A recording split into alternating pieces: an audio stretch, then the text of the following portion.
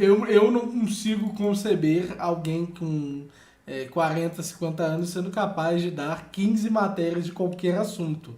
Algumas aulas eles deram, outras, infelizmente, eles fingiram que deram. Sim.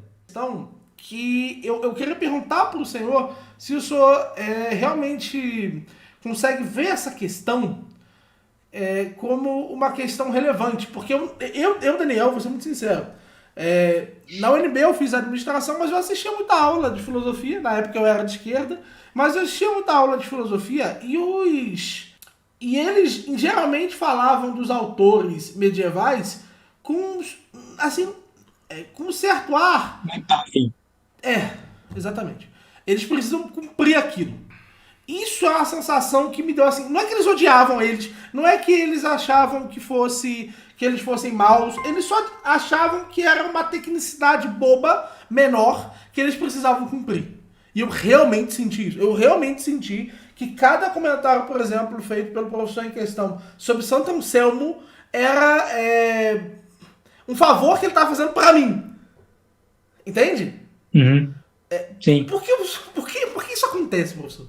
O senhor consegue ver alguma uma causa para isso? Bem, que existe um programa a ser cumprido, uma ementa a ser cumprida. Essa ementa, como não está no poder dessas pessoas que compõem os quadros, mudá-las, muitas vezes eles não têm essa condição, porque já tem uma própria exigência que está muito acima da autoridade de um professor. Então, abre-se as vagas, essas pessoas, por indicação, conseguem entrar, conseguem um emprego, só que eles têm que dar aquela aula. Se ele pudesse escolher outra disciplina, ele escolheria. Então, ele está ali justamente cumprindo tabela e aproveitando que ele conseguiu uma vaga numa federal, numa estadual, e aí ele trabalha, ganha o seu salário, mas se ele pudesse, ele mudaria, isso aí não tem dúvida, ele mudaria a ementa e tiraria esses autores e esses períodos da apreciação. Isso aí você não tenha dúvida que eles fariam isso se pudessem fazer, né? Outra coisa que a gente vê também agora, um problema que a gente vê nas universidades privadas. Pelo menos nas federais e nas estaduais, você consegue, em certa medida, se manter mais ou menos fiel ou seja, dando aulas àqueles temas que você tem mais aptidão. Que no caso são os temas que a tua vaga no edital contempla, né? Então você fez um concurso para professor daquela disciplina, aquela matéria, né? Evidentemente que a praxe da coisa, muitas vezes o professor acaba, né, acumulando certas funções, ele está lá dentro, acumula certas funções, dá outras matérias, mas não é uma coisa que foge tanto à necessidade, digamos assim, aos contornos do edital, não foge tanto, melhor dizendo. Entretanto, na universidade privada, a universidade privada ela não quer contratar, vamos dar o exemplo do curso de Direito, que é um curso que tem aula de filosofia, aula de sociologia, aula de antropologia, aula de introdução ao direito, né? A, a universidade ela não quer contratar 5 professores diferentes, um para dar cada matéria dessa. Ela quer contratar um professor que dê todas essas matérias, né? Então, eu conheço professores que foram meus professores no curso de Direito, que eles já deram quase 15 matérias diferentes ao longo do tempo que eles estiveram naquela universidade. Eles fingiram que Então, deram, né? Vai me perdoar, é, mas eu não consigo conceber alguém com 40, 50 anos sendo capaz de dar 15 matérias de qualquer assunto. Algumas aulas eles deram, outras, infelizmente, eles fingiram que deram. sim. Aí, ó, tem um professor que ele era meu amigo na época, ele deu aula de Introdução ao Direito 1, Introdução ao Direito 2, Ciência Política, Teoria Geral do Estado, Filosofia, Filosofia do Direito, Ética, Metodologia de Pesquisa, História do Direito, Orientação de Monografia, Direito Constitucional 1, e ele tinha feito tinha passado num concurso para um cargo temporário na Federal, e ele, nesse cargo temporário, ele deu direito do trabalho, Impossível. 12 Assim, matérias. impossível não. Se ele Ele deu. deu, de fato, mas... É. Aí, qual é o problema que a gente vê nisso? A gente vê que o aluno. Primeiro que eu não conheço nenhum colega de trabalho, nenhum colega de faculdade, de turma, que lia a ementa do curso e ia atrás das obras e ia ler a ementa. Ia ler as obras que constam na ementa. Quando muito, o aluno ele ficava apenas vendo o material que foi dado em sala de aula. Quando muito, né? Eram poucos aqueles que iam na biblioteca pegar livro, ler livro mesmo. Infelizmente, o nível do alunado é cada vez mais baixo. Inclusive, eu deixo até aqui uma indicação, tem um vídeo meu no YouTube, no canal, que é Gilberto Freire e a Miséria da Universidade Brasileira. É um vídeo que teve uma aceitação bem interessante. Para os padrões do meu canal, que é um canal pequenininho, ele teve uma boa quantidade de visualizações. Gilberto Freire e a Miséria da Universidade Brasileira. Ali eu falo mais de uma miséria cultural. A gente pode ver uma miséria acadêmica também, né? Uma miséria intelectual. Então, o nível do aluno está cada vez mais baixo. Aí você pega esse aluno que está muitas vezes interessado só no diploma, não está interessado em aprender, porque eu já tive problema com um aluno que o aluno visivelmente não sabia da matéria, mas estava puto com a nota, estava com raiva porque ele tirou nota baixa, mas ele não sabia do conteúdo, então ele devia estar preocupado porque ele não estava sabendo o conteúdo e não porque ele tirou nota baixa, né? Ele Você vê que o pessoal está interessado no diploma, não quer mais nada. Aí tem esse aluno que está em um nível cada vez mais baixo.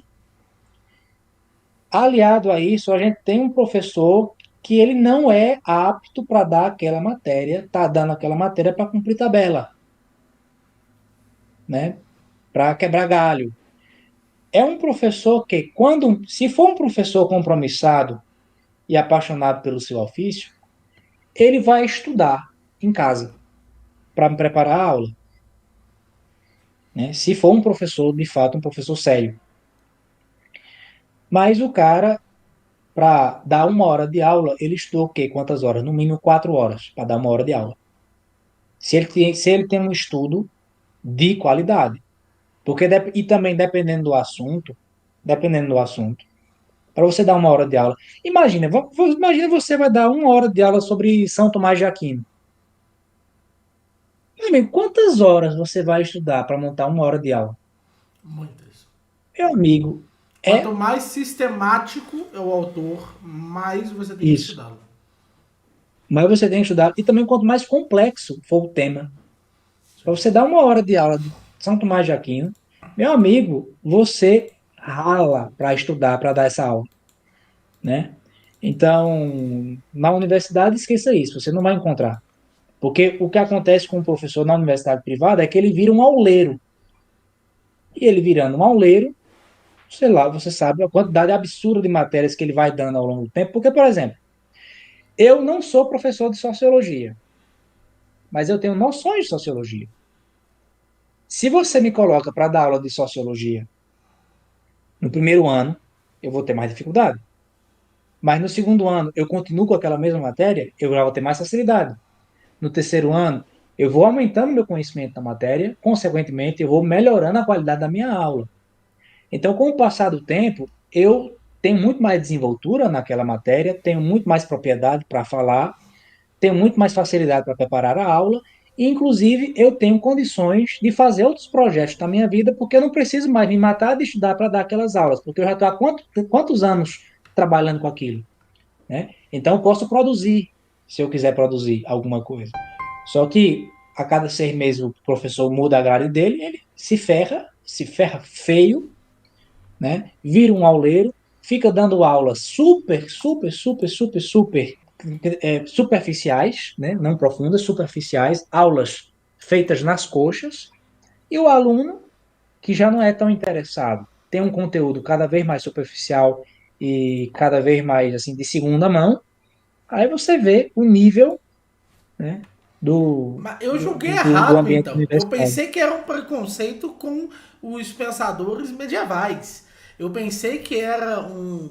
Pode ter sido realmente que tenham sido essas questões e não um preconceito direto com a filosofia católica que tenha motivado a Sim, preguiça do professor em questão.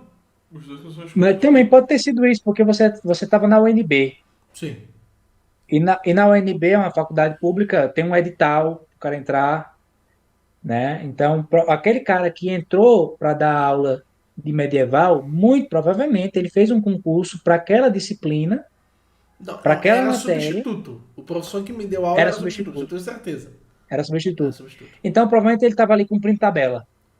Ele devia ser um professor de outra matéria e estava ali dando uma, Eu né, pensei que era cumprindo tabela. eu pensei que era um preconceito, porque na verdade eu não estava tendo aula de medieval. Eu estava tendo aula sobre, para ser mais específico, o tema era as raízes filosóficas dos pensamentos políticos. E aí a gente estava abordando naquela aula, era uma das aulas, era como o pensamento medieval tinha influenciado. Aí no quadro de aulas tinha duas aulas por medievais, tinha uma aula para os gregos, e é lógico, né? O Uhum. NB, 6 aulas para os modernos e o resto para os contemporâneos, né? Então você imagina, primeiro, como as aulas foram corridas, né? E segundo, como as aulas foram.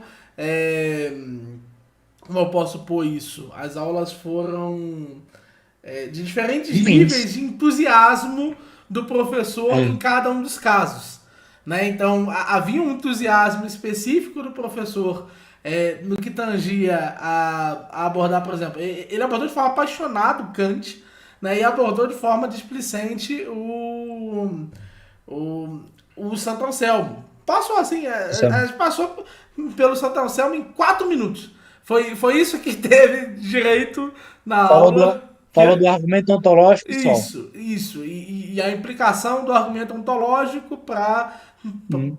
para Do questões lógico políticas. pro ontológico. Isso. Ah, E assim, acabou aí.